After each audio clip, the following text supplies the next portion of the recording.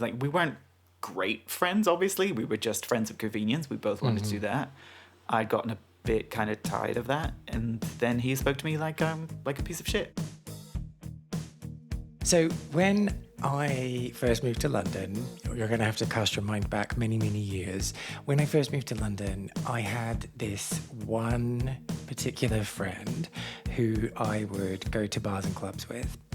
And when I look back at it with my current day eyes, I am a bit like, how the hell were we ever friends? Because it was just a total friendship of convenience.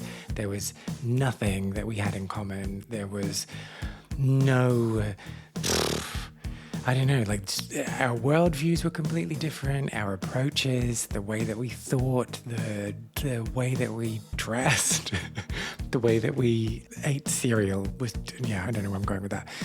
But anyway, the point I'm making is we would not have been friends were it not for our circumstances and the fact that we were both brand new to London and we both were losers with no other friends. And even though that was a friendship that probably should not have existed, I always look back on that with a great deal of affection. And I think that one of the gifts of being queer is that you do end up making friends with people that you would never otherwise meet or socialize with, and that can really open up your world in like surprising and wondrous ways. Like it can push you to do things that you wouldn't otherwise have done, like going to different places that you wouldn't go on your own, or listening to different types of music, or exploring art, or I don't know, like memes or TV shows, like, Real Housewives. But the point is, I think that that's a real gift. I think it's really amazing. It's really cool. Which brings us to this week's guest. Nick Baker is the co-host of the Incomplete Geeks podcast, which is a show for all of your gay, geeky needs, from TV shows like Star Trek to comic books like X-Men or The Avengers. But many years ago, he too was brand new to London, and he too had a friendship of convenience, which led him to a lost queer space that he would not have gone to on his own. So picture it, at the time, he was into the fizzy, frothy pop of mainstream gay spaces like GAY or Heaven. But this particular friendship exposed him to the much cooler, and I can't emphasize this enough, the much, much cooler night spot called Ghetto. And I might sound like I'm going a little bit overboard when I say this, but if you speak to queers of a certain age who live in London or who used to live in London in the mid to late noughties, they will tell you that Ghetto was the place to be. Like, there's just no question. It was just the absolute, amazing. Anyway, let's get into the episode before I get way too nostalgic. My name is Kay Anderson, and this is Lost Spaces, the show that is all about lost queer spaces and the memories that they left behind. Why don't we get into it?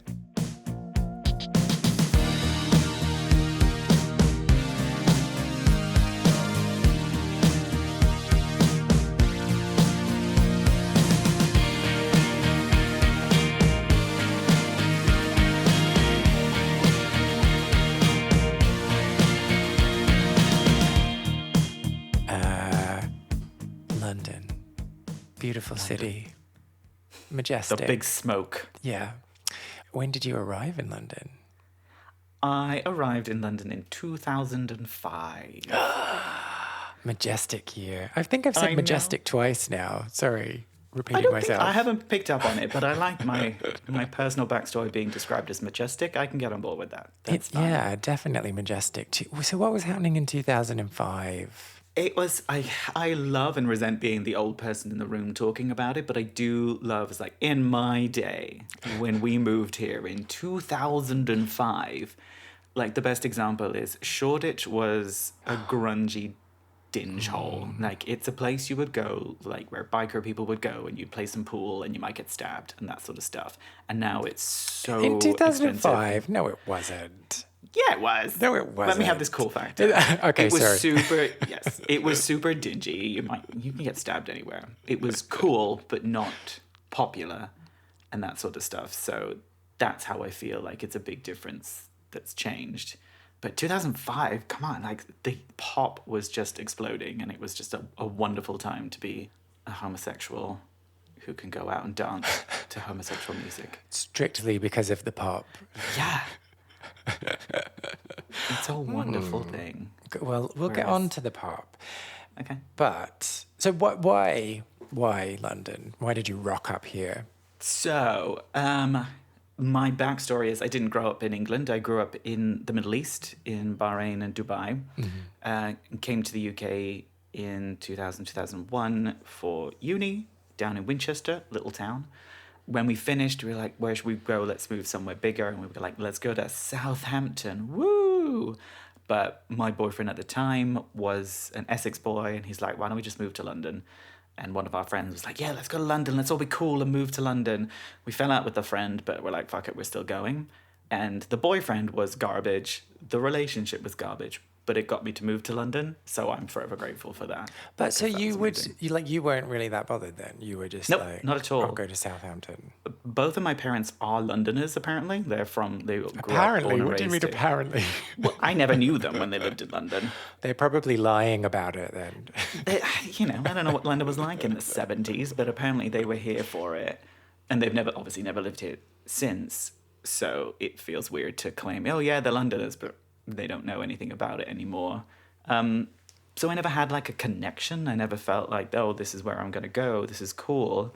And not being from England, it was kind of overwhelming because it was so big. I thought it would be alienating. Like I'd never used public transport before I came here. I'd never had a job. I'd never had any of these kinds of things. So I never thought about, it's like, oh, I can move to a big city. I just kind of went along because a few uni people were going. And the second I got here, I'm like, oh yeah, there's fun stuff here, and it feels like where I should be. Oh, so what then were your first memories?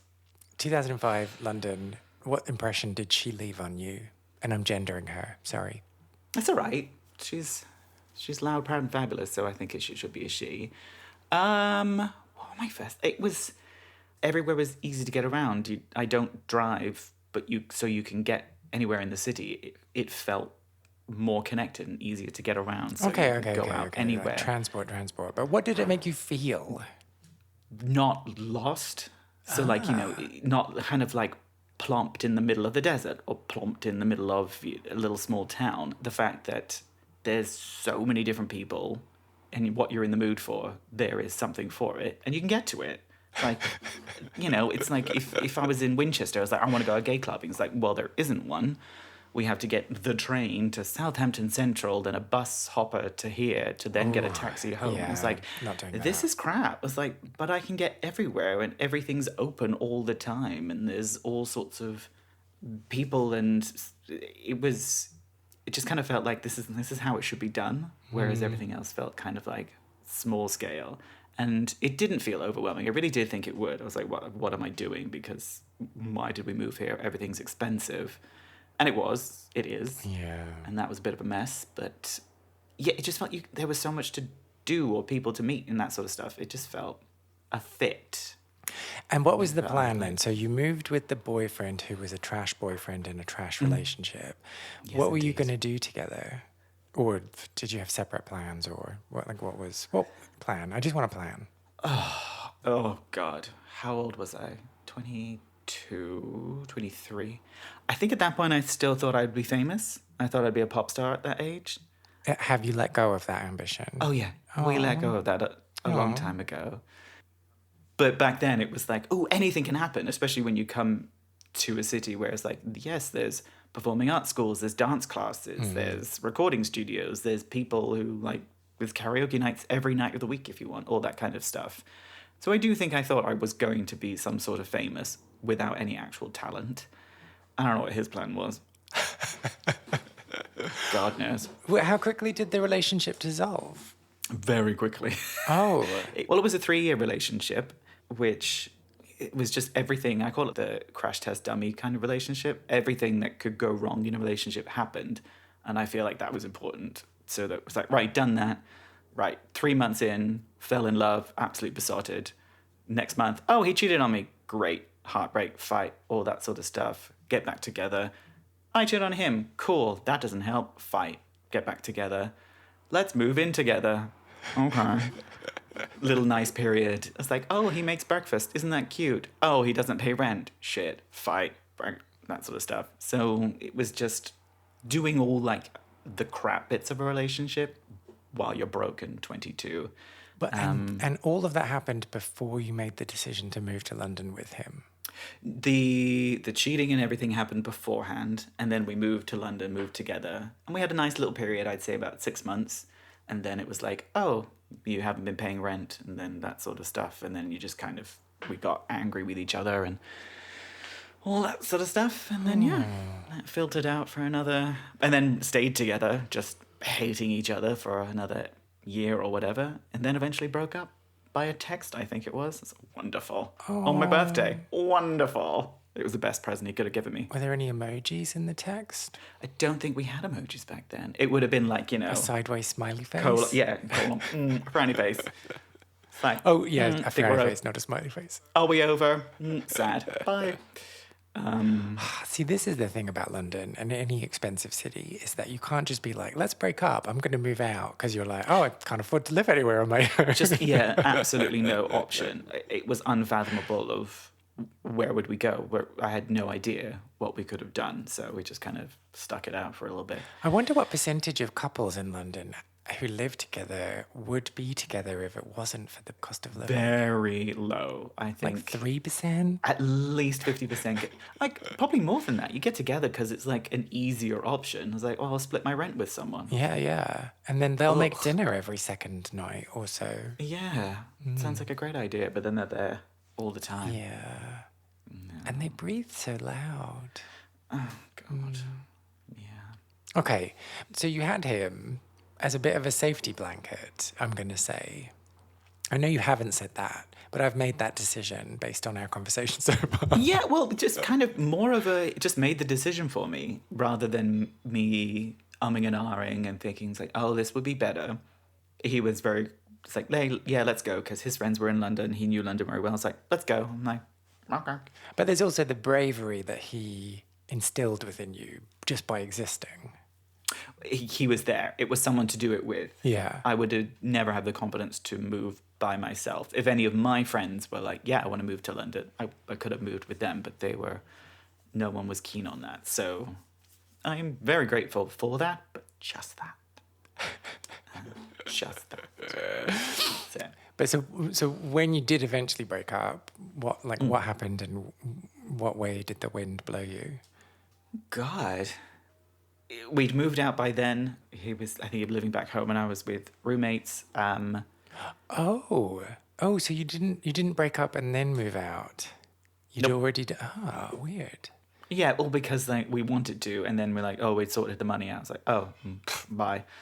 Yeah, and then I was working in a hairdresser's as a receptionist because I'm that gay stereotype. But that also comes with a great group of people, young people, lots of girls, lots of gays. So I had a big padded social scene pretty much from when I started, because I started working in salons straight away. So that was easy. When he was gone, I was like, oh, I don't have to worry about messaging him. I had lots of friends and lots of people to go out with and that sort of stuff. So I never felt like, oh, where's he gone? I was like, oh, I know where he's gone. He's gone back to Essex. Ah, okay. And so there was no rebalancing of your life, no kind of like going out on your own and like figuring out how to make friends because you'd ignored them all for the last however many years you were together. I think I did that when I was still dating him. I made friends Like we didn't go out dancing. He was a terrible dancer. He was a musician, like a very good musician, but an atrocious dancer. So he had no interest in going out dancing. It's a bizarre situation. How he couldn't keep rhythm was insane. So it wasn't that he was just like embarrassed and shy. It was just that he was terrible. No, awful. Lot of hip swinging and that sort of stuff. It was weird. He was a classically trained musician, so the pop girlies music wasn't really for him. So he wasn't interested in that. Okay. So it was just because it was in 4/4 time, and he was like, "This doesn't make any sense to me." He loved jazz as well, and I hated jazz. I should have known that was the end of it. I was like, "No, this is awful." And yeah, so there was a lot of young, like 20-somethings who we were broke, but we would still go out all the time. So when he was off the scene, out the picture, I was like, "Oh, let's go out." It was just so easy to just kind of carry on being a broke, trashy 20-something-year-old in 2006, 2007 London. It was great. Well, and so where might you have gone with your broke friends to trashy gay clubs together? See how subtle I love it. Well, there's a few to talk about before the one I want to talk about. Like, I will mention that with him, before we moved here, we went to Heaven for like a New Year's party. And that was the first time I'd been to like a proper gay night out. There was gay clubs in Southampton and a gay pub in Winchester. But we went to Heaven for a New Year's Eve thing, which is when I saw him in his terrible hip thrusting dancing. I was like, okay, this is not for you. Thanks for coming, but no. And it was amazing because it's the first time I walked in and there's the massive room of everyone dancing to Madonna's Vogue. And I was like, shit, these are my people. The gays are out in full force. And it was so kind of, not life affirming because that sounds really trashy, but also I was like, oh my God, you can be as gay as you want here. And everyone is as gay as you and you can just do stuff. And I was like, that's before we moved to London. So I was very keen that when we got here, I was like, I want to go out and dance to the new Sugar Babes song, guys. It's like, I need to go out. Be as gay as possible. Yeah. Can we just go one step back then? I know that, I tried to like get us onto the topic of the show because I never get onto the topic of the show until about 45 minutes in and then it's like 5 minutes left of the episode. So I thought maybe I would try things differently this week, but no, don't go against your natural instincts. Yeah. So you grew up in the Middle East. Sure did. What was it like growing up in the Middle East? And particularly the question pertains to your faggotry. Homosexuality. Yes, your homosexuality. Yeah. It is not legal. So it was not a thing. It was not up for discussion. It was not an option. It was not seen anywhere. It was censored from everything. There was no acceptable... I mean, there was very little representation in media back in the 80s and 90s anyway, but it was not allowed, not discussed, that sort of stuff. So for my entire childhood, it was very much a case of like, oh, there's something wrong with me. I'll just deal with it later. Hopefully it'll fix itself when I get older, that sort of thing. And it wasn't until I came to uni at 19 and met gay people. I'm like, oh, yeah, I'm one of those. That's easy. Oh, interesting. So I had made maybe an assumption that because you're from a Western family, there would be a more liberal, maybe that's not the right word, attitude within the house. But was that not the case? They are. They're all fine. They're all on board with the gayness now. It was just not talked about. There was... We weren't allowed to be that in anywhere, so I just wasn't. Obviously, there was no gay anything. There was no gay community, no gay clubs, anything like that. So my mum a couple of times was like, are you sure you know what you are with regards to stuff? And I was like, yeah. But that was it. Didn't talk anything more about it. It was, the 90s as well, when people were kind of suppressed with that sort of stuff. They're very open-minded and fine. My mum's got a gay son. That's great.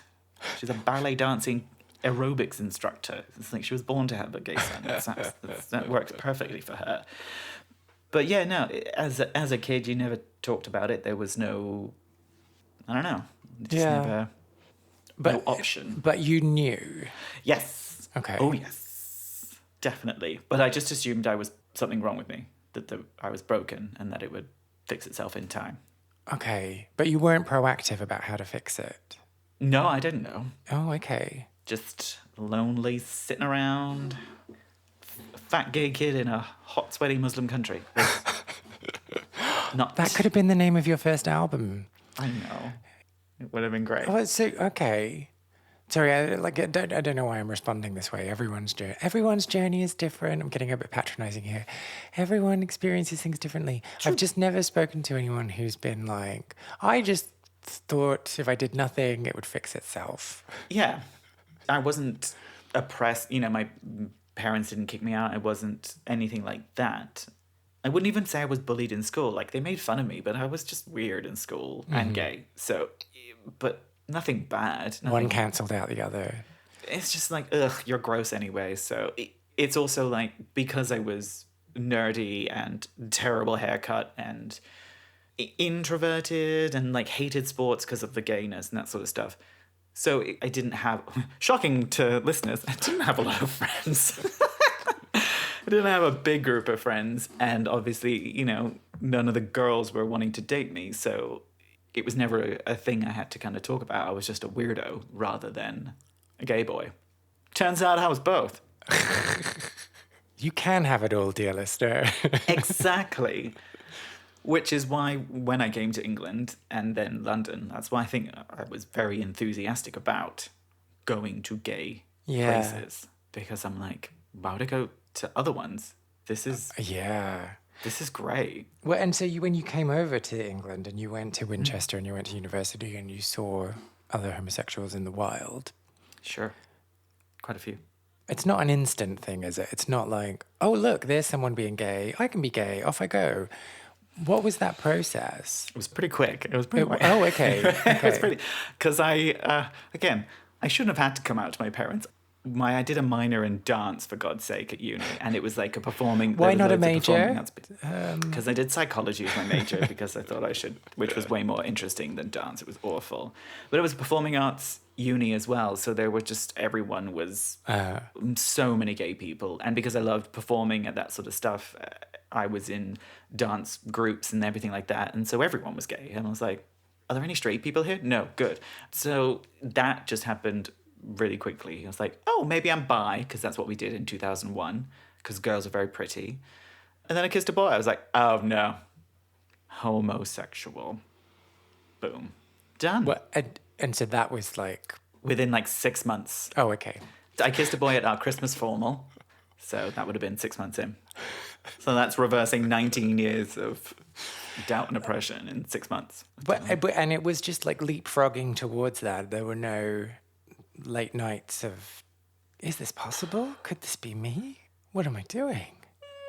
No, I had a little bit of first out the closet angst, because I was like, I don't know what to do. It was more, I think I had angst with the gays that I knew and the ones that I had crushes on and everything like that. They'd all been out since, you could start going out drinking with your friends from, I don't know what age here. 12. 16, whatever, any of it. So they were all confident with their gayness and their sexuality, and they were all much more mature with that. And I was like, ooh, I can kiss a boy. I was like, oh, quite a long way behind them. So that, I felt a little bit stupid, odd one out, that sort of way. But it was, no, because so many people were gay and all the rest of them were girl. Like, it was massively girls there. All my friends were girls. It was just super quick. Do you feel like you've caught up? Yes, I do think that I think a lot of gays, but me especially, I missed the fact that we didn't get that kind of like young dating kind of age where you would have crushes on people and like date and hold hands and maybe kiss. Because by the time I was out, I was 20, and you kiss a boy and then their trousers are off. You're like, oh, okay. I feel we missed out on that, so I do miss that. But I'm 42 now. I'm up to speed. I do know what to do with it now, so. Let's just scratch at what you've just said. So do you feel that no one gave you the opportunity to be in innocent, for want of a better word, and like have crushes and go at a slow pace? Yeah. But also I was quite keen to be not taken seriously as a gay, but to be like out and gay and stuff. So Fully practicing. Yeah, exactly. get my credentials. So it was very quick, but also the alternative was closeted and miserable. So I was having a blast. It was great. So I kind of associated coming out with coming to uni and having freedom and friends and going out and dancing and that sort of stuff. So What do you think? Sorry, this is one of these things that I'm going to try and explore with you, and I'm going to ask you lots of questions, and it's going to feel like I'm asking you to explain on behalf of every queer person who's ever said something, and I'm not. I'm just like trying to understand. Why do you think it's important that people have those adolescent experiences of crushes that then don't go any further? especially nowadays, digital dating, everything's so fast and transactional. If you don't have that kind of chill time where when you were younger or when straight people were younger, it's like there wasn't an expectation to be sexual straight away. So you got to just be with each other and hang out and have that kind of innocence. And it's so fast nowadays. I still feel like that, which is, London, dating, millennial digital stuff. It wouldn't happen naturally now. But so why is that a bad thing? Because then you don't have expectations and, I don't know, it feels very transactional. It feels like if you fuck on the first date, it feels more transactional than you're here for me, that kind of stuff. Yeah. Did they buy you dinner? No. I don't think anyone's ever bought me dinner. Oh, no. I feel like that feels quite transactional. I don't like when people buy me dinner, No. but I also love it. If it was a first date and I knew, you can tell, like if they're after just a shag, no one's ever worked that hard. Although one amazing guy did buy me halloumi fries without me asking because he knew I wanted halloumi fries, and that was hot as fuck. So that's my bar for dating. Bought me halloumi fries without me asking because he knew I wanted some. How did he know? Were you like, oh, I could do with some halloumi fries right now. If only I had the money. We were in like one of those Shoreditchy open things where you like drinks and that sort of stuff, and I was like, ooh, halloumi fries, and he's like, oh, I'll go get some, just fine. And then you like nice. were ready to marry. Oh yeah. Oh yeah. Yeah, I feel bad. If it's like a first date or if it's someone who I don't really know that well, I desperately want you to be the one that pays for dinner, but I also feel bad about it. Yeah. That's true. It must be weird to be a female who's socialized to expect that. Oh God, I don't want to get into straight dating. Let's move on. I don't want to give my opinions on straight dating. Do you actually have any insights? I don't have any insights. I have opinions. That's very different. It's like it seems exhausting. I don't want it. It seems weird. I don't want to be involved in it. Well, then, do you want that innocent experience that they get to have? Yeah, but then they have to grow up and be straight. That's awful. They have to be adult straight people dealing with straight men. That's awful. I don't want to deal with that. It sounds exhausting. Because like you said, there are still rules that you do have to follow. It's like, that sounds exhausting. And again, that's one of the best things about being gay is we don't have that traditional way that we have to behave, whether it's in life expectations or dating expectations. Well, we might not have the traditional expectations, but that doesn't mean we don't have expectations. Oh, yeah. I have tons of expectations. But no, there's no or fewer traditional expectations of like, right, he has to ask first, he has to pay, and he has to do that, and you have to dress up, and he has to do that sort of stuff. Oh, yeah, dressing up. I can't imagine dressing up for a date. No. You're lucky if I shower beforehand. Exactly. And none of them care about the rules, but they have to do the rules. Even like your most feminist forward friend is like, no, he has to pay for everything. I was like, this is stupid. Yeah. And it's just because if they don't, then it's weird. And it's a weird balance. And it's like, oh. I was like, oh no, I can't ask a guy out. I'm like, well, oh God. Yeah. Like, how boring for you guys. This is so dull. But it is interesting, though, that lots of queer people do maintain some of those traditions. Heteronormative stuff. Yeah. But you can choose which ones you keep. But There's not really a societal expectation. How many people are in open relationships? Like, you can choose which ones matter to you rather than it being such a kind of like stream of what you have to do. Oh, okay. Like all or nothing. Yeah, exactly. I don't know. I have no insight. Just Yeah, opinions. no, I That don't could be know. my second album. Okay, so spaces. We were talking about spaces. We were talking about you at heaven and being like, this is it, man. This is it. Oh yeah. I am a gay. Yes, which is a pretty low bar because it's heaven. Like, no disrespect. Like, we could do better. I don't know. There's something magical about huge spaces, right? Undeniably so. And it was a New Year's Eve party and so gay. It was, yeah, it was fun. So when we moved to London, I was like, let's go gaying. That's all I kind of cared about. Although I kind of didn't take him with me. I went with fun people instead. But what do you, okay, so not specifically about him. This is just a general question. What do you do when you're out dancing with someone who is a terrible dancer? Do you just let them do their thing?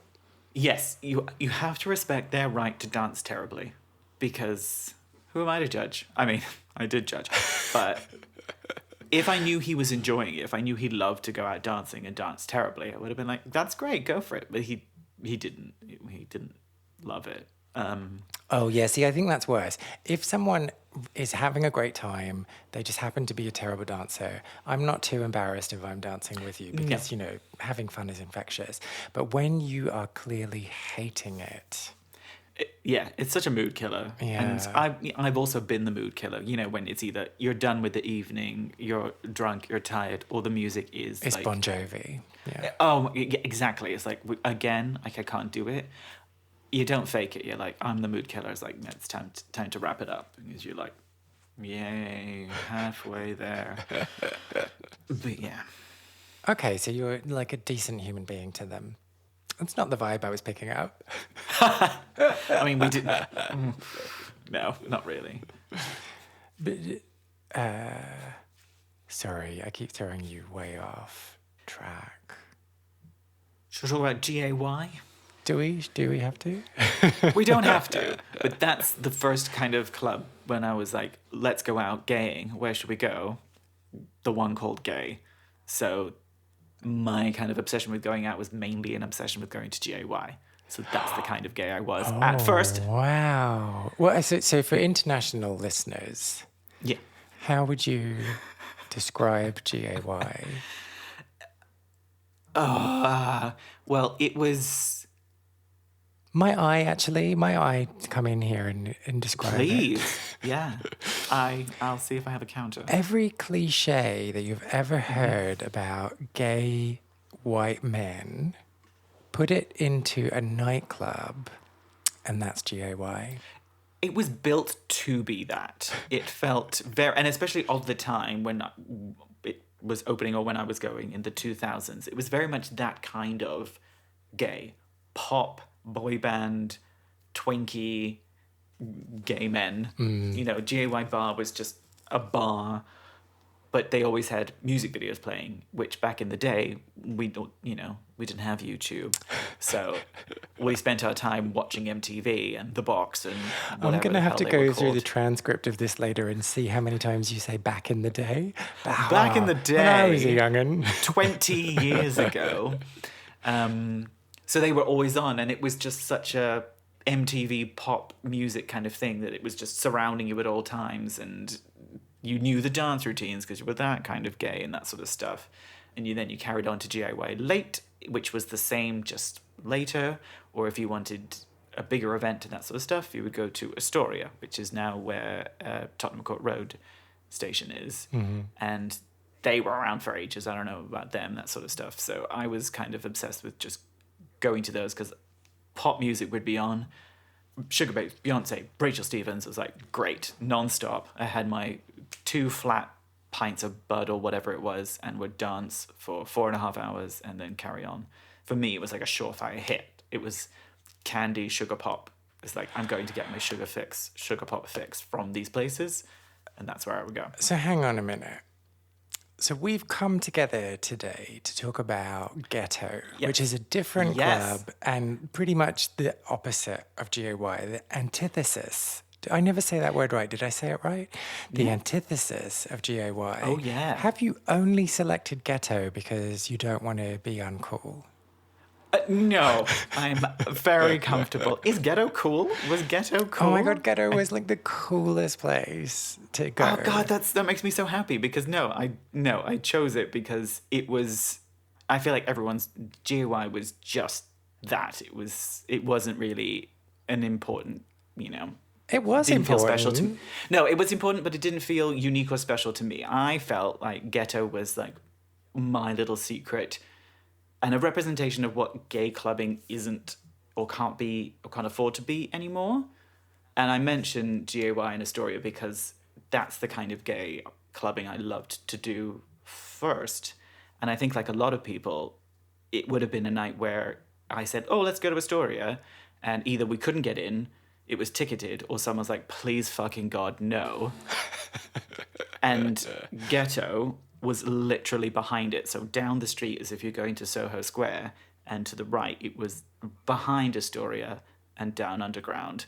So it would have been me saying, let's go to Astoria or let's go to GAY late. And they're like, no, let's go to somewhere, probably someone saying, let's go somewhere cooler. And we went to Ghetto. And you being like, no. I was like, no, they won't play Sugar Babes for the 700th time. But then, so then why? So then why are we talking about Ghetto and not GAY? Because it was brilliant. So, okay, buckle in, kids. The shitty ex-boyfriend, remember him from earlier on in the episode? Yes. His ex-boyfriend, with whom he cheated on me, he and I became friends. Okay, wait. Just a clarifying question. Was he his ex-boyfriend when you two were together, or did he become your Yes. boyfriend because they cheated together? No, he was his ex-boyfriend. He and I got together, and then Okay. he cheated on me Oh, with his okay. ex. Oh, okay. Why would you go back? So then, Okay. as a nice, healthy action, I became friends with the ex in messy gay fashion. And he would have been the one who says, like, no, Astoria is like, let's go to Ghetto. And so we had this bizarre friendship for over a year or two. I don't know, where it was Thursday nights we would go to Ghetto. So he would drive in and we would go and obviously not drink. I would get drunk and dance by myself. He would go and pick up some guy and then drive me home. Oh. And I feel like that is so opposite from what I'd already done before, like all my gay clubbing experiences, and something you can't really, I don't know, it was so refreshingly different. Like, I love the cheesy pop places, I still do, but it was a little bit smaller, it was nicer people, the crowd was so different. It wasn't just people like me, it wasn't 20-year-old blonde gays trying to be cool and learn dance routines, which at first I thought, it's like, that's all I want to do, is I want to do this, that sort of stuff. In Ghetto, it was smaller, it was indie, it wasn't indie, it was still pop. And it felt just so much more genuine. Okay, let's go one step back. Do you Yeah. remember the very first time you ever went to Ghetto? Yes. Pop music was playing, but it wasn't traditional pop music. It was like album versions or remixes or something just a little bit less obviously gay. And because we went on a Thursday, apparently it was the lesbian night. So it was different people there. There was women there, God forbid. It felt so much more unique, like a little secret, rather than the same kind of experience you would have in all the other gay clubs, which is why I held a special place in my heart for Ghetto. But and so this first time, you think it was one of those instances where you were like, yeah, we're going to this particular bar, and then a friend of yours was like, no, I've had enough. It would have definitely been me saying, like, oh, well, let's go to GAY. And he's like, no. But because I loved it so much, we then went pretty much every single week, every Thursday. I want to explore this friendship a bit more. So, Oh, God. It was so messy. what was happening when you went to the club? Because the way you've described it, it sounds as though you just split up and then just got back Kind of. together. Oh, okay. Kind of. Like, we were friends, we got on, but his goal was always to go and hook up. That is what he went for. He didn't drink. He didn't go to drink. Obviously, he was driving. But and when you say hook up, just like to make out with someone in the club and then go home, or to take someone home? He never took someone home because he would Okay. usually drive me home. Yeah. But that doesn't mean he didn't get his number and then hook up, for Yeah, the yeah, next yeah, day. yeah, yeah. But he would But he disappeared. He'll talk to anyone and probably... I mean, he could have been doing anything in the toilets. They weren't very big, so he could have been off doing that. But it sounds like you were less friends and he was more your taxi driver. Pretty much, yeah.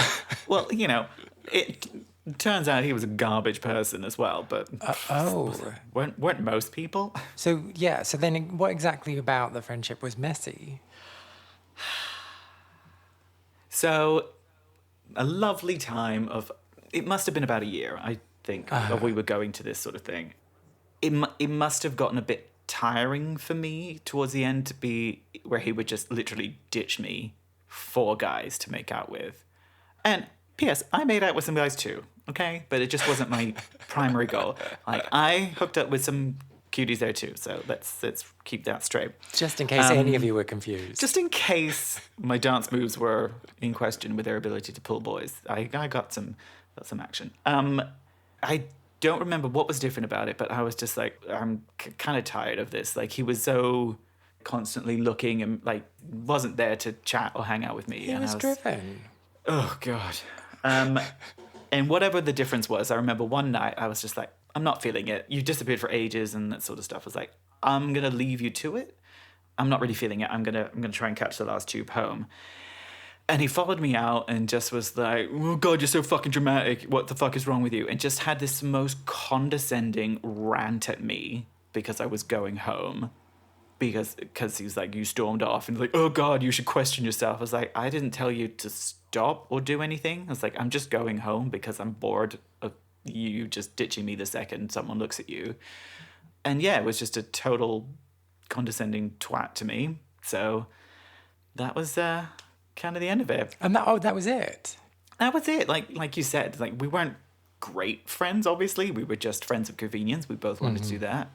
I'd gotten a bit kind of tired of that. And then he spoke to me like a piece of shit. So I was like, okay, you're not fun. And that was the end of that.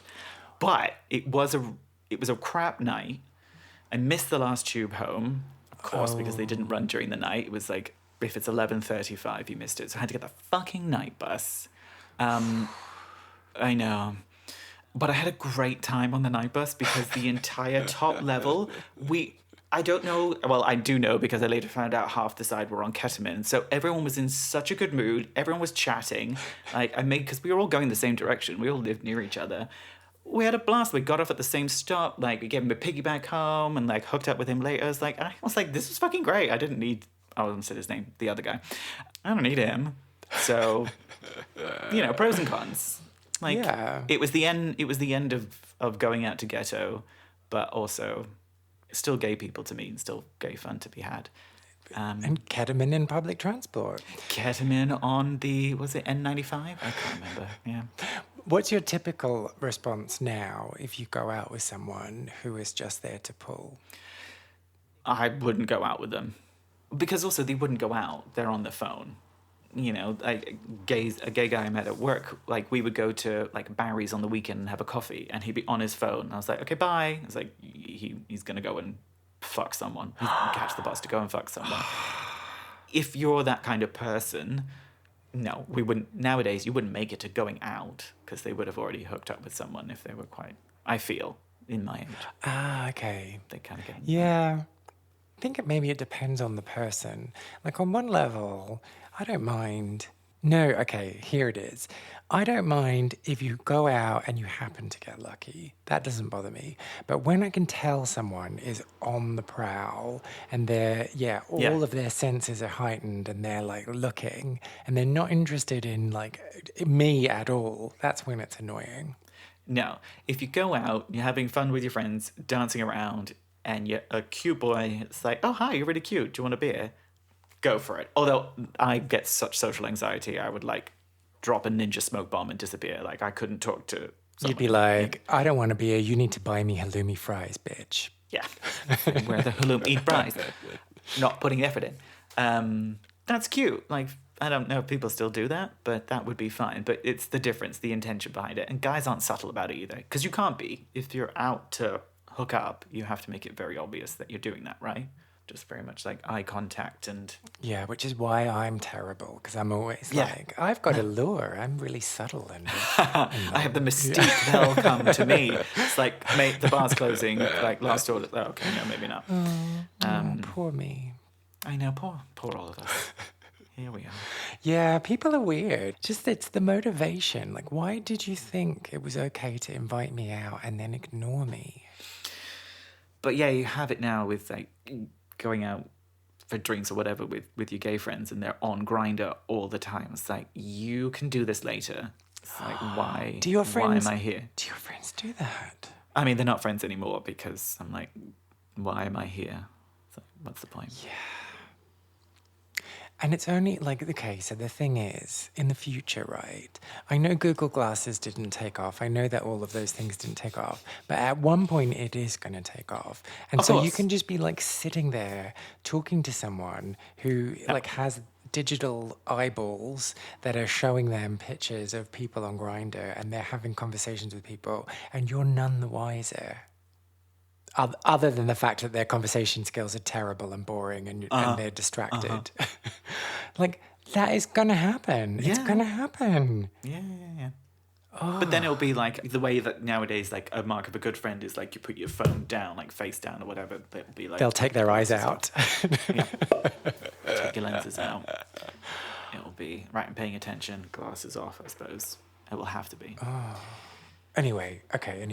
So this was the end of your like ghetto adventures when you had this fight. Yeah, it was such a little snapshot of, like, looking back on it, what I think was like peak gay clubbing London experience, because it was so niche. Like, it, you know, apparently it was really trendy on some nights, and like lesbian nights and that sort of stuff.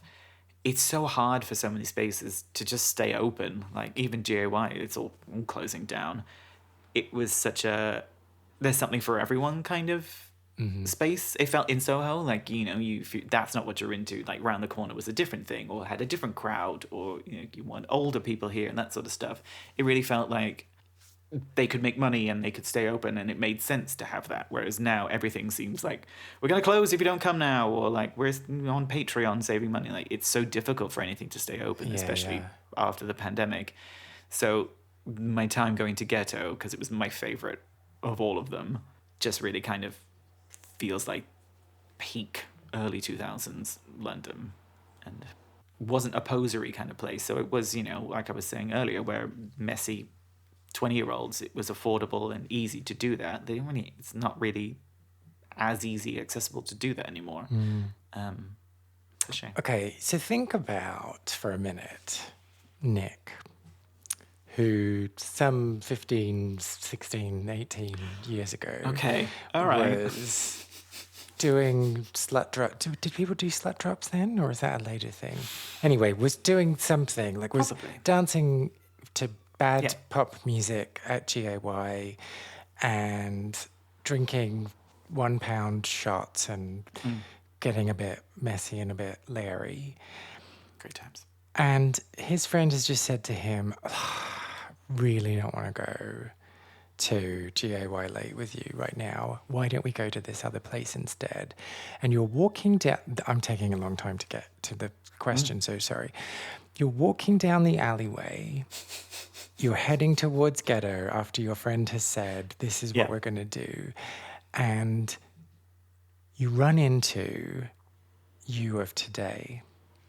What do you think? Oh no, I've done this question wrong. Basically, what would you say to that version of you? Enjoy while it lasts. Because it would have felt, you know, the way you were saying it, it would have felt quite intimidating because it was dingy, and we're like, oh God, this is going to be awful, which is probably one of the reasons why I loved it that night so much, because it was so not scary or overwhelming, that sort of stuff. It was a really nice, welcoming place. Yeah, enjoy it while you can. Kiss more boys if you want to, because there were some cuties there. Look at some cute boys. They could buy you a £1 Red Stripe or whatever it was, £2 can of Red Stripe, if they want to. But yeah, it's got to. That sounds really fatalistic, doesn't it? But like, enjoy it while it lasts. No, because it's never going to be as much fun again to go out. because you get tired really quickly. Well, that's a very somber note for us to end on, but that is where we're ending this week. You get tired very quickly. I'm sorry to break the news to you, dear listener. Right, before I let you go, as always, please go and shower my guest with as much love and admiration as you can muster. I will make sure to share links to the Incomplete Geeks socials in the show notes for this episode, but very quickly on Instagram and TikTok, they are at Incomplete Geeks, which is simple, right? You can also stream their podcast on your preferred podcast streaming platform. Whilst you're seeking out accounts to follow on social media platforms, why not find me on TikTok and Instagram at Lost Spaces Pod? And if you happen to be listening to this episode because you are a fan of Lost London Queer Spaces, I will make sure to include some links of especially good related episodes in the show notes for this episode. Right, go and enjoy the rest of your day. Thank you for spending the last hour with me.